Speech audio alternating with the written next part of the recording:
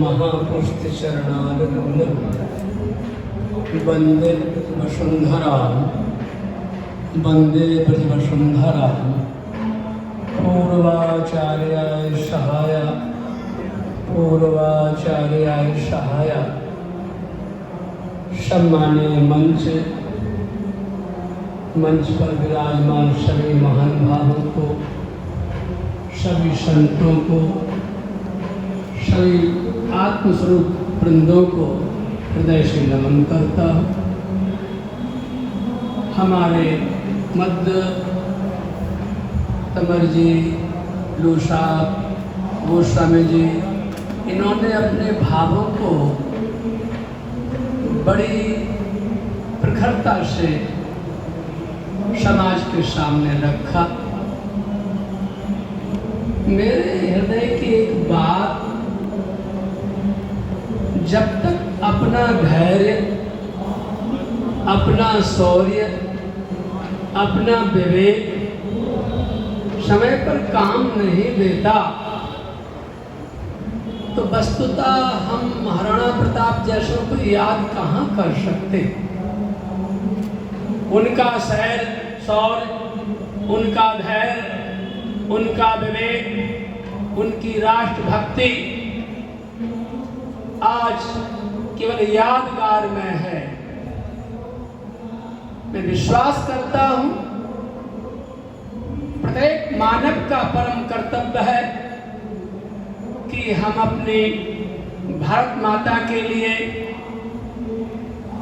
एक एक रक्त की बूंद, एक एक कण के लिए तत्पर करते हैं, समर्पित करते हैं, तो हम एक भारत माता के लाल कहे जा सकते हैं। हमारे लूसाल के द्वारा हमारे उत्तर प्रदेश की व्यवस्था,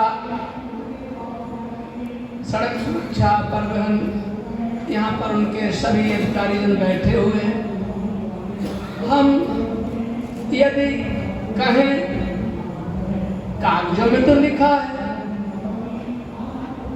एक ड्राइवर लैंड ड्राइव नहीं करना चाहता, इसकी शक्ति से किस तरह पालन कराया जा सके, ताकि अभी जो आंकड़ा निकलता है बहुत सारे एक्सीडेंटों का, उससे मुक्ति कैसे मिले।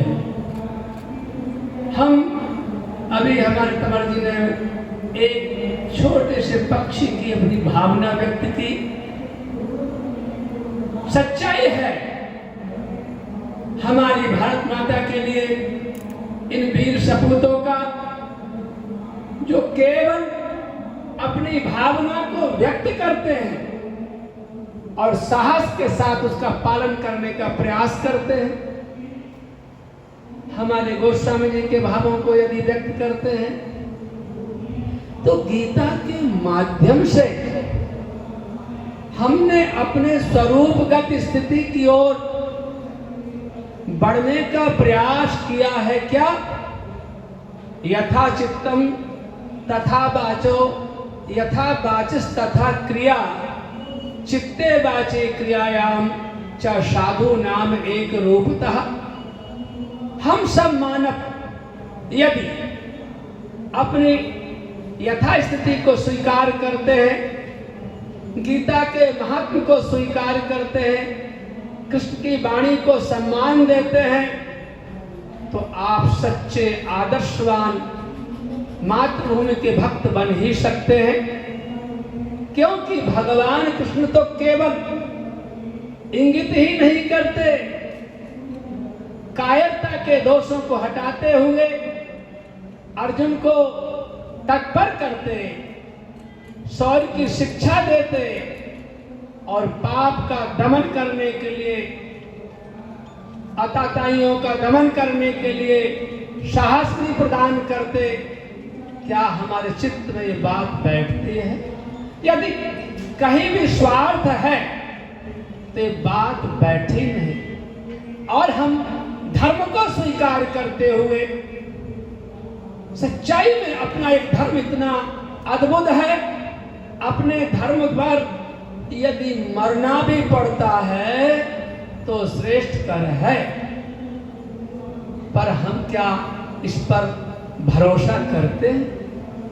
क्या हम इस साहस को स्वीकार करते हैं?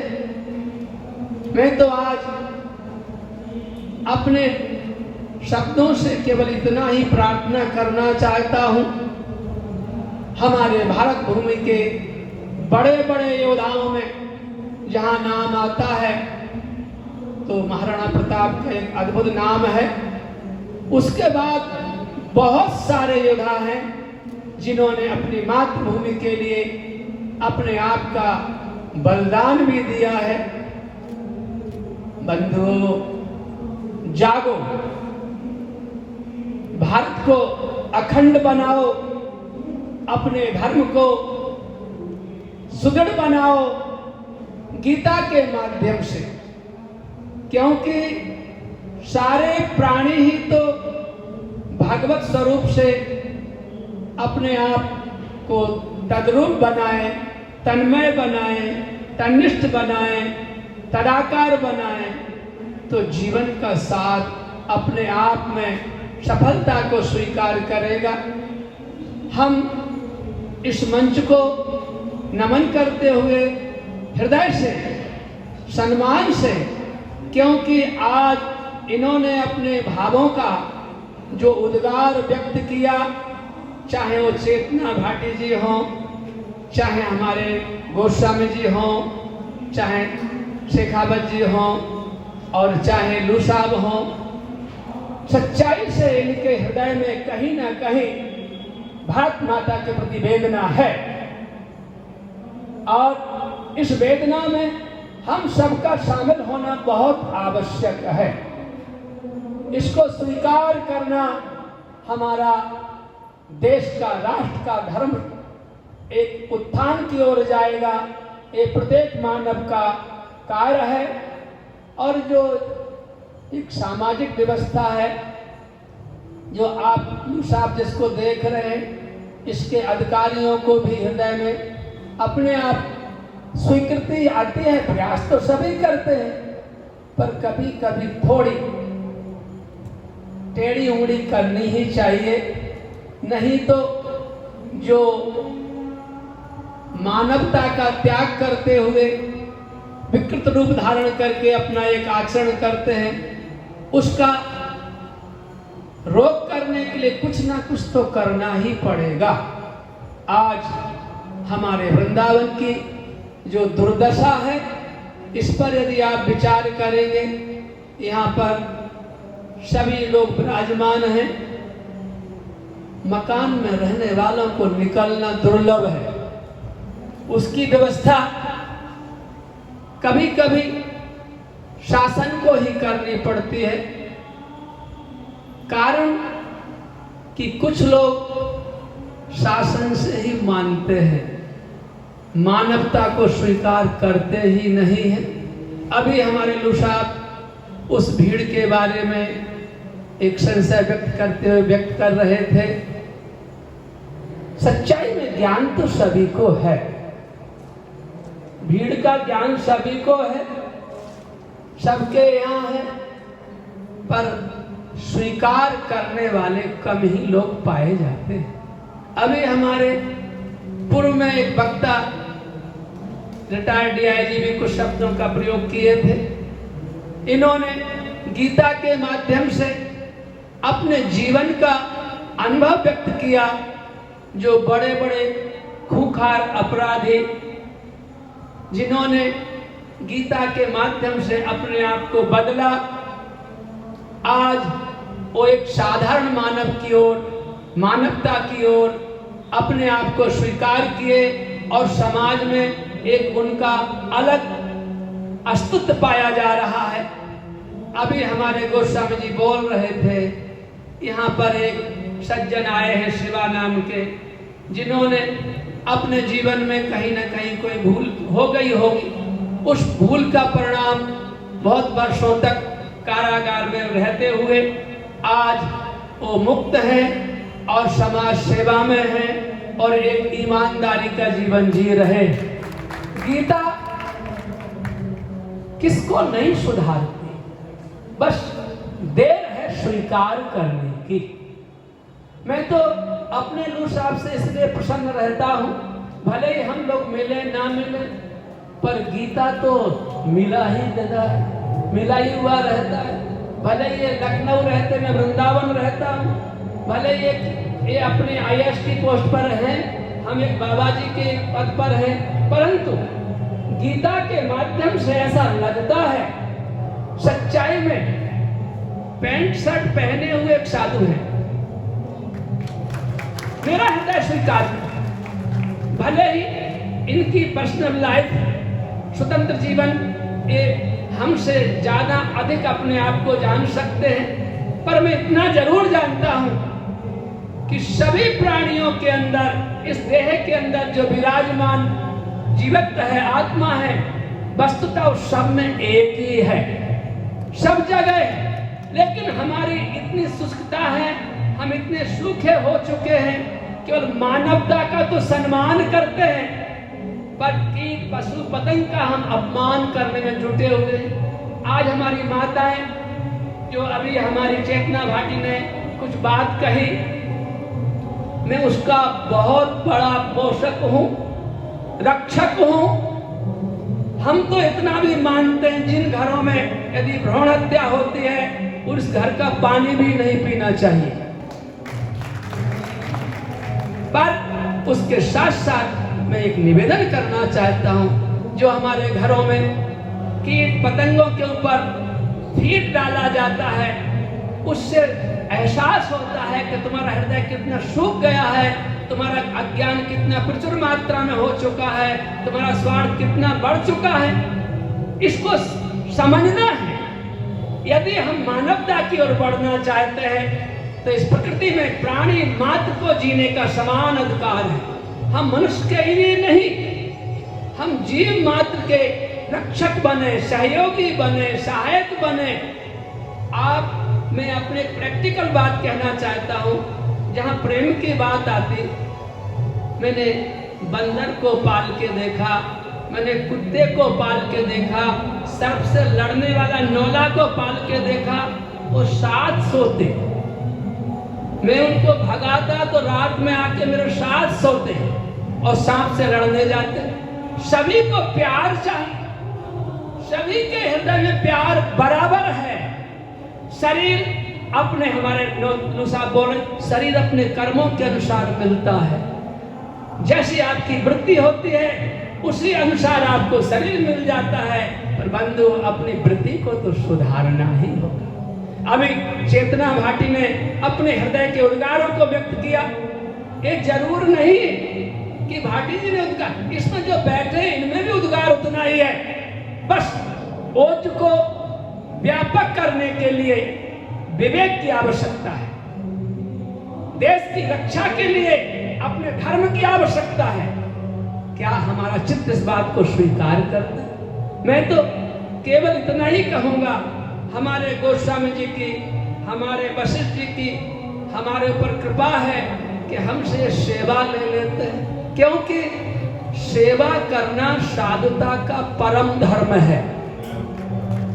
केवल सेवा कराना ही साधुता नहीं, पैर छुआना ही साधुता नहीं, पैर छूना साधुता है, झुकना साधुता है, प्राणी मात्र का हित करना साधुता है, अपना स्वार्थ साधुता नहीं।